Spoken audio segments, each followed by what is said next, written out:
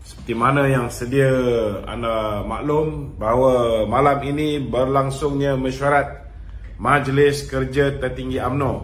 Mesyuarat belum habis tuan-tuan, namun Datuk Seri Noh Omar, Tan Sri Noh Omar telah keluar daripada mesyuarat dan kecoh di media sosial, di portal-portal yang mengatakan bahawa beliau telah pun digantung selama 6 tahun. Beliau telah pun digantung selama 6 tahun. Ini seperti mana apa yang dilaporkan oleh media-media sosial. Namun saudara, di dalam mesyuarat mengikut portal-portal ini, Tan Sri Noh Omar telah meminta kepada Presiden UMNO supaya beliau dipecat dan tidak digantung. Ini sudah menjadi satu cerita lain. Saya yakin ramai nak tahu kenapa dia nak supaya dipecat dan tidak bersetuju digantung. Ini yang kita nak ulas pada malam ini. Saudara yang saya kasih sekalian, saya 2 kali dipecat daripada UMNO dan 1 kali dipecat daripada PKR. Terus terang saya cakap bahawa dipecat daripada parti politik ni tuan-tuan adalah satu perkara yang sangat mengecewakan.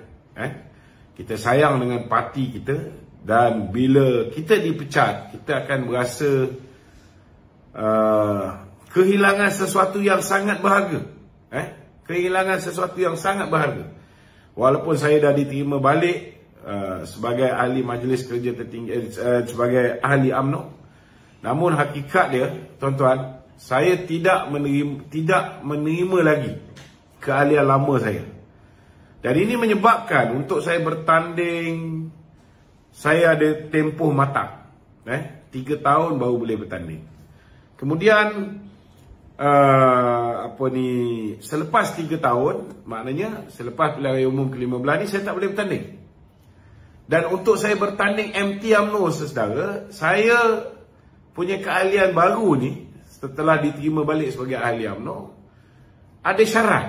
Syarat dia mesti sekurang-kurangnya pernah menjadi ahli jawatan kuasa UMNO bahagian 1 Penggal, baru saya boleh menjadi ahli Majlis Kerja Tertinggi UMNO balik. Maknanya pilihan raya umum yang ke-16 nanti, selepas pilihan raya umum ke-16, pemilihan tu saya boleh bertanding AJK UMNO bahagian, dan hanya selepas pilihan raya umum yang ke-17, maknanya 11 tahun tuan-tuan, baru saya boleh menjadi ahli Majlis Kerja Tertinggi UMNO. Maknanya boleh bertanding Majlis Kerja Tertinggi UMNO. Maknanya saudara, saya kehilangan saudara 11 tahun.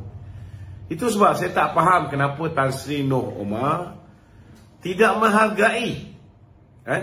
Kalau dia dipecat 6 tahun, dia jaga parti, dia khidmat dengan parti, dia buat baik dengan parti, mungkin tempoh penggantungan tu tak sampai 6 tahun, dia boleh mengayu.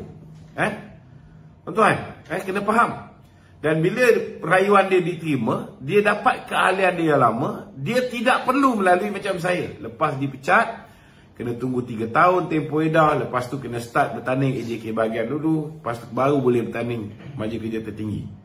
Tak payah tunggu 11 tahun. Tetapi kenapa dia tak nak kekal setia bersama dengan parti, tunggu sehingga penggantungan dia ni dibatalkan ataupun tamat tempoh 6 tahun pun dia masih lagi boleh terus bertanding MT, sebab dia dah ada rekod. Dia ada rekod lama. Nombor keahlian dia kekal nombor lama. Dia tak dapat nombor baru macam saya. Tetapi kenapa dia memilih untuk mencabar, dia cabar Presiden Parti, pecat dia. Saudara, bagi saya, kalau tanya dengan saya sebagai orang politik, saya tahu tujuannya hanya satu tuan-tuan. Kalau dia digantung, dia masih lagi bersama dengan UMNO, cuma keahliannya digantung selama 6 tahun. Maknanya kalau pilihan raya negeri yang akan datang, dia bertanding atas tiket bersatu ataupun Perikatan Nasional, maka dia secara automatik keahlian UMNO-nya tergugur. Tuan-tuan, keahlian UMNO-nya tergugur. Itu sebab dia minta supaya dirinya dipecat. Bila dia dipecat, tuan-tuan, saudara, dia boleh bertanding terus. Orang takkan tuduh dia mengkhianat. Dia boleh terus bertanding atas tiket Perikatan Nasional, dan lepas tu dia boleh mohon jadi ahli UMNO dan dia tak terikat. Sebab kalau orang yang bertanding atas tiket parti lawan, saudara, dia nak masuk UMNO balik ni, dia ada macam-macam restriction dia. Jadi bagi saya simple lah, tuan-tuan. Kalau orang tu setia pada UMNO, dia tetap akan kekal dengan UMNO. Tak kira lah dia digantung 6 tahun ke, dia dipecat ke, dia tetap akan istiqomah bersama dengan UMNO. Tetapi kalau hati dia tu sudah bersama dengan Perikatan Nasional, lebih-lebih lagi dah tak dapat jadi calon di Parlimen Tanjung Karang, sudah pastilah, tuan-tuan, dia mengharapkan dalam pilihan raya negeri yang bakal berlaku selepas Hari Raya, seperti mana yang diungkapkan oleh Datuk Seri Amiruddin Syarif, yang mengatakan bahawa Dewan Undangan Negeri Selangor akan dibubarkan selepas Hari Raya Aidilfitri. Maknanya itulah sebenarnya target Tan Sri Norma. Ini bacaan politik saya. Bacaan politik saya mungkin silap, tetapi percayalah, tuan-tuan, saya yakin Tan Sri Norma akan bertanding atas tiket Perikatan Nasional dalam pilihan raya negeri Selangor yang akan datang. Itu sebab dia begitu gairah meminta supaya dirinya dipecat, supaya dia ada peluang lagi untuk bertanding dalam pilihan raya negeri yang akan datang. Tuan-tuan, puan-puan yang saya kasih sekalian, saudara, ramai masih lagi beranggapan. Kita tengok kenyataan yang dikeluarkan oleh Arman Azhar. Arman Azhar ni, saudara, kita pun tahu dia antara orang yang rapat dengan mantan Perdana Menteri Datuk Seri Ismail Sabri, dan juga merupakan orang yang juga rapat dengan Tan Sri Norma. Dalam kenyataan yang beliau keluarkan hari ini dalam Sinar, beliau mengatakan, saudara, beliau mengatakan bahawa perlu diadakan pemilihan pembersihan parti. Dia kata perlu. Yang tu baguslah, kan?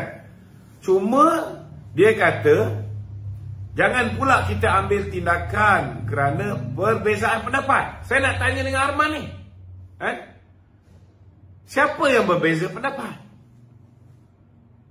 Siapa yang diambil tindakan oleh parti yang berbeza pendapat?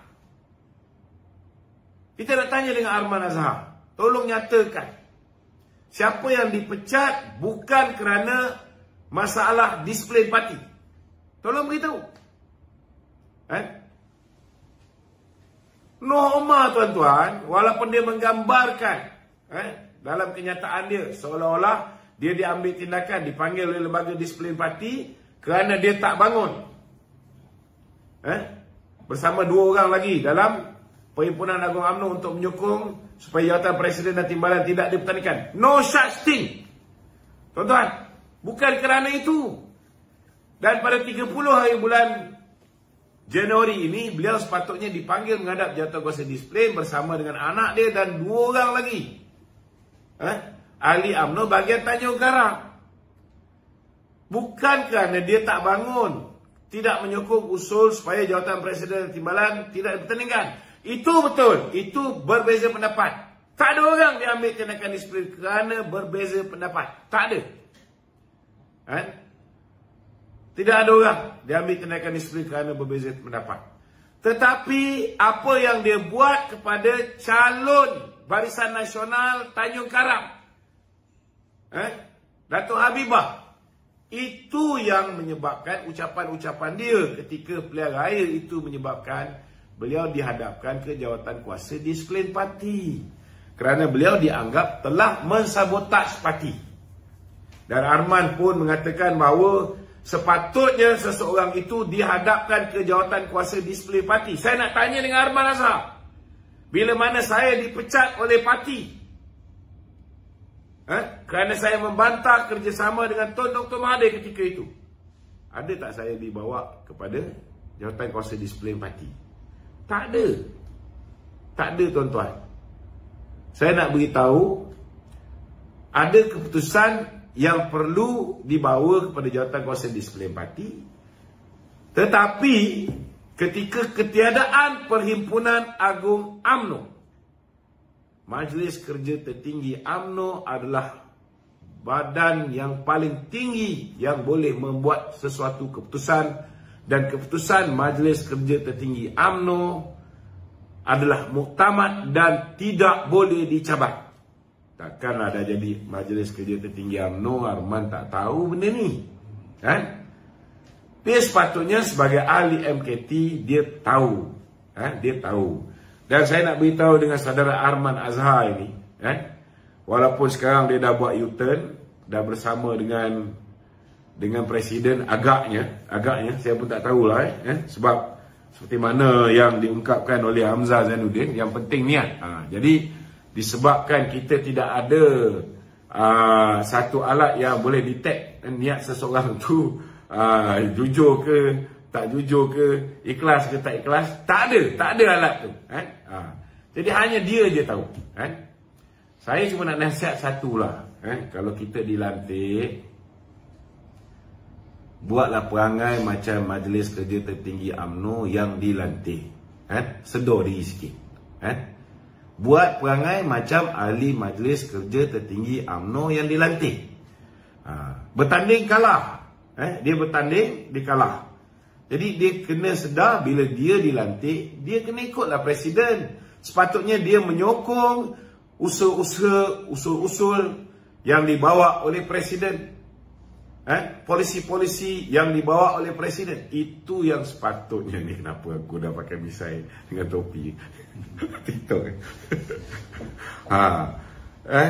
Sepatutnya dia sokong. Tapi malangnya, tuan-tuan, bila Presiden minta supaya Parlimen dibubarkan, kita lihat beliaulah antara champion yang membantu usaha-usaha membisikkan ke telinga Perdana Menteri supaya pilihan raya dilengahkan, supaya kita pun tahu dia pun mengharap Datuk Seri Ismail Sabri kekal sebagai Perdana Menteri. Kita pun tak tahu apa sebabnya, mungkin ada benda-benda yang belum settle ke, projek yang belum dapat surat GST ke apa, surat SST ke belum keluar ke, apa benda setuju terima belum dapat ke apa. Kita tak tahu. Hanya dia je tahu. Persoalan dia, tindakan dia sebagai seorang ahli Majlis Kerja Tertinggi lantikan yang tidak bersama dengan Presiden ketika itu, walaupun sekarang dah U-turn, itu pun tak sepatutnya berlaku, tuan-tuan. Tak sepatutnya berlaku. Okey, itu mukadimah saya pada malam ni. Siapa yang ada soalan, bolehlah ajukan soalan anda di talian 011 3595 4044. Silakan. Ya. Arman ada cakap tu dalam pernyataan dia dekat Sina tu, dia kata bagi yang memberi pandangan, cadangan serta kritikan, saya rasa mereka perlu diberikan tindakan amaran keras, tidak sampai ke arah penggantungan serta pemecatan tu. Saya tak setuju. Saya tak setuju. Kalau orang bagi pandangan, apa kejadian kau nak ambil tindakan pecat atau gantung? Kalau orang bagi pandangan, kau tak sepatutnya pecat dan tak sepatutnya gantung. Seperti mana aku dulu bagi pandangan, tak sepatutnya dipecat dan digantung. Tapi kenapa Arman diam? Betul tak? Kita dah cakap kerjasama dengan Mahathir ni hancur parti. Kita dah cakap. Masa itu dia tak pakai dalil tu. Ni masalah dia. Masa itu dia tak pakai dalil tu. Yalah, tengah lebat masa tu kan, tengah enjoy dia punya Porsche 911. Dia belum MKT lagi masa tu lah. MKT. Dia jadi MKT kena tahu sebab apa. Dia dilantik menjadi Setiausaha Perhubungan Negeri Selangor ketua-ketua bahagian tak puas hati. Itu sebabnya dia tukar dengan Johan. Johan pergi Susah Perhubungan Negeri, bagi dia jawatan MT. Itu punca dia dilantik sebagai MT. Mula-mula dia bertanding, kalah. Okey? Ya. Okey tu, mengenai norma tadi tu, dia minta diri dia dipecat, tak nak gantung-gantung lah. Maksudnya kalau betul dia tak nak lagi dalam UMNO, kenapa dia sendiri tak tulis juga letak jawab keluar parti ke apa? Beza. Kalau kau keluar parti, orang kata kau pengkhianat. Kalau kau dipecat daripada parti, kau join sebelah sana, orang tak kata kau pengkhianat. Itu ada dalam main setting norma. Dia ingat kita tak boleh baca apa benda dia nak buat. Trust me. Next election, dia akan contest Sit Dun di Tanjung Karang atas tiket PN. Takkan nak tanya atas tiket PH pula. Okey. PN lah maknanya, sama ada PAS ke bersatu ke, takkan dia nak tanda tiket gerakan. The point is, dia akan kontes guna lambang PN. Itu bacaan saya. Kalau tak percaya, tunggulah. Kalau bacaan saya tak betul, maka tak betul. Tak semestinya apa saya cakap tu betul. Tak semestinya takulan politik saya tu betul. Okey? Ya. Katanya tu ini Tan Sri Norma sendiri kata ada lagi ramai yang kena tindakan macam dia, dan ada juga yang dipecat. Hari ini insya-Allah saya percaya bila Presiden kata hari ini beliau akan melakukan pembersihan sebersih-bersihnya. That means he means business. Saya percaya Presiden dia tahu apa yang perlu dibuat. Kerana Presiden belajar melalui pengalaman dia juga. Apa pengalaman Presiden? Pengalaman Presiden, dia mengambil tindakan kepada kepala-kepala sebelum pilihan raya, dengan harapan bila ambil tindakan kepada kepala-kepala yang lain ini akan berhati-hati, tidak mengikut jejak langkah. Tapi malangnya lepas pilihan raya, walaupun dah buat tapisan, walaupun dah ambil tindakan, dah bagi isyarat, tapi ada lagi 10 ekor ni yang masih khianat pada parti, berikan SD kepada Muhyiddin. Dan masih lagi ada ramai yang membantu untuk mengalahkan calon-calon kita. Maknanya tak cukup dengan sekadar mengambil tindakan kepada pihak-pihak tertentu. Itu sebab kali ini tak ada siapa yang sempurna. Semua orang dia mencuba, try kaedah ni tak jalan, try kaedah ni tak jalan. Kali ni saya punya keyakinan, saya tak tahu apa Presiden nak buat. Saya yakin kali ni MKT UMNO akan mengambil, bukan Presiden Presiden seorang tak boleh buat, dia kena satu pasukan, akan mengambil tindakan keras kepada semua yang khianat pada parti, yang sabotaj parti. Dan saya mempunyai feeling, saya ada insting saya, yang ianya akan melibatkan satu kumpulan yang ramai. Kita kalah bukan sikit, kita kalah daripada 178 kursi yang kita tandingi, kita kalah di 148. Kita hanya menang 30 kursi. Maknanya mesti there must be something wrong in those 138 seats. Mesti ya 148, 148 seats. Mesti ada something wrong there. Kenapa 30 saja? Bila kita dapat laporan daripada UMNO bahagian, daripada orang-orang awam dan sebagainya, ahli-ahli yang mana pemimpin-pemimpin kita di setengah-setengah tempat, bila mana Presiden mengambil langkah drastik, cuba melakukan islah, melakukan perubahan dengan mengenengahkan berapa persen, 86% muka baru dalam pilihan raya umum yang ke 15. Maka ada di antara ketua-ketua bahagian, ahli jawatankuasa bahagian, pemimpin-pemimpin di peringkat bahagian yang mengambil pendekatan untuk mensabotaj calon yang bertanding. Jadi kita kena tegas dalam soal ini. Kita tidak boleh kita tak boleh ambil sambal lewa lagi. Tak boleh hanya pick up kepala-kepala. Nak pukul sekali. Kalau kencing manis tu dah merosakkan kaki kita, chop delik. Habis kita. Ada kalanya kita kena buat macam mana Mahathir buat. Kalau kita buat secara berperingkat, tak menjadi. Maka tak salah untuk Majlis Kerja Tertinggi UMNO cuba melakukan perubahan itu dengan lebih drastik. Mungkin akan terbuka dengan kritikan, dengan fitnah yang mengatakan UMNO kuku besi. But trust me, tindakan ini bukan, tidak ada sama sekali kerana berbeza pandangan. Ianya apabila seseorang itu melanggar disiplin parti. Jangan percaya Arman ni. Arman kata kalau orang tu berbeza pandangan, lebih baik jangan pecat, gantung saja. No, that shouldn't be done. Kalau orang berbeza pandangan, apa pasal kita nak ambil tindakan? Kita sebuah parti demokratik. Kita kena galakkan demokrasi. Orang nak berbeza pandangan, silakan, tak ada masalah. Tetapi kalau time pilihan raya, engkau kata parti sesat, engkau kata parti ni dah sakit, engkau hentam presiden, engkau buruk-burukkan calon. Dia calon juga, jangan lupa. Kau cuba nak musnahkan dia di Bagan Datuk dengan harapan pengundi pembangkang akan membantu kau di Sungai Buloh. But at the end of the day, what you say affect the other candidates.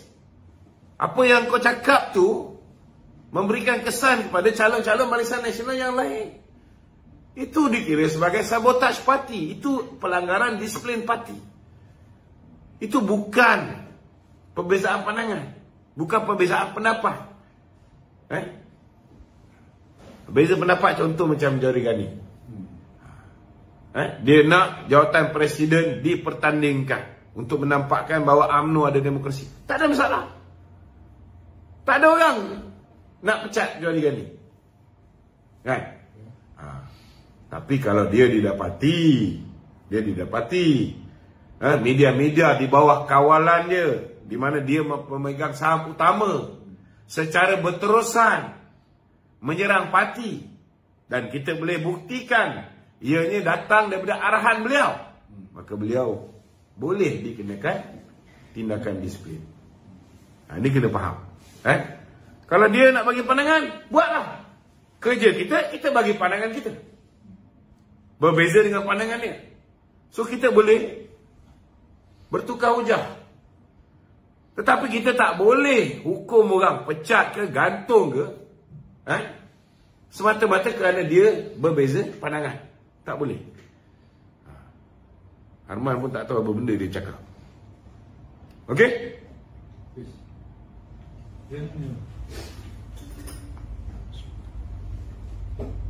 Adakah kemungkinan besar yang diambil tindakan seperti digantung ni akan mencontohi apa yang tindakan yang dibuat oleh Tan Sri Norma minta dipecat juga?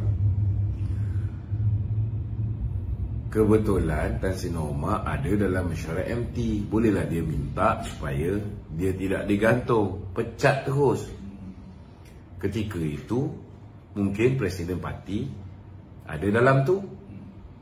Mungkin dia pun cakap dengan yang lain-lain, okeylah dia nak kena pecat, kita setuju je lah.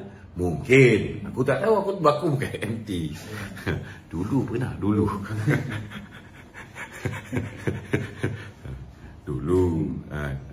Jadi kita tak tahu. Tetapi kalau orang macam KJ dah kena gantung, kan? Dia tak boleh nak minta supaya dia dipecat pula. Dia bertanding je lah atas tiket Perikatan Nasional, bertanding dekat Negeri Sembilan. Ada peluang jadi calon menteri besar. Perikatan Nasional pun bukan ada orang sangat pun, kan? Orang macam KJ tu memang sangat diperlukan. Kita pun mengharapkan supaya dia bertanding atas tiket Perikatan Nasional. Calon-calon macam ni sangat berpotensi, sebab ramai lagi yang masih ingat dia nak menyusahkan hidup rakyat.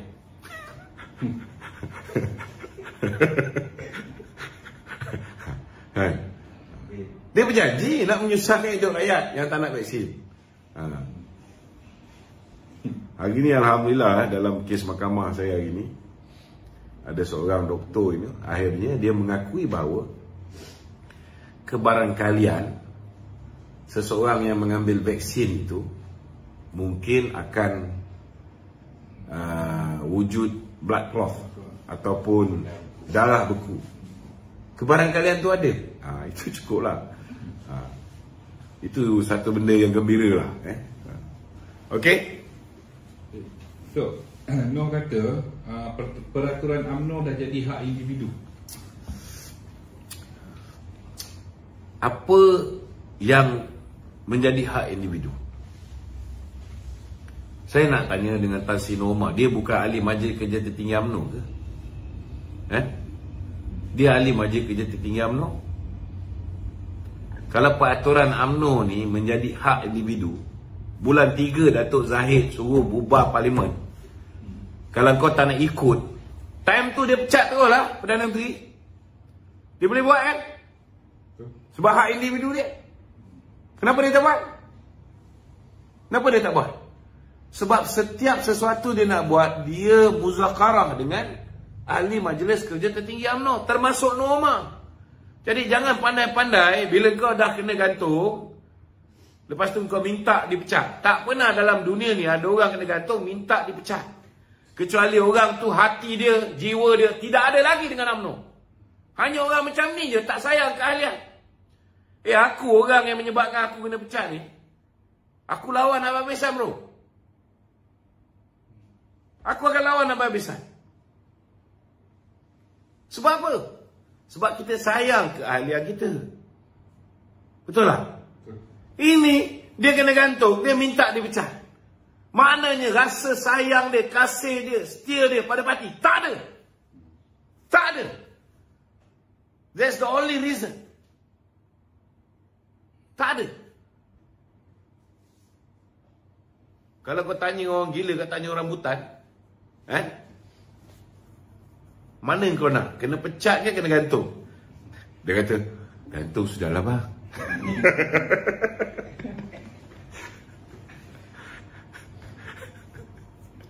Okey. Ada lagi?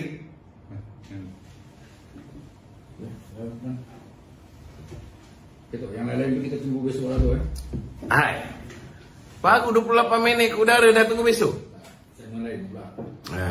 Tak ada lagi soalan ni? Lemah lah korang ni semua. Aduh. Saya nak mempelawa kepada individu-individu yang boleh menghasilkan soalan-soalan. Joinlah kami dalam pasukan moderator live Lokman Adam. Kita perlukan orang yang boleh buat soalan ni. Sebab kita memang kekurangan orang yang boleh buat soalan.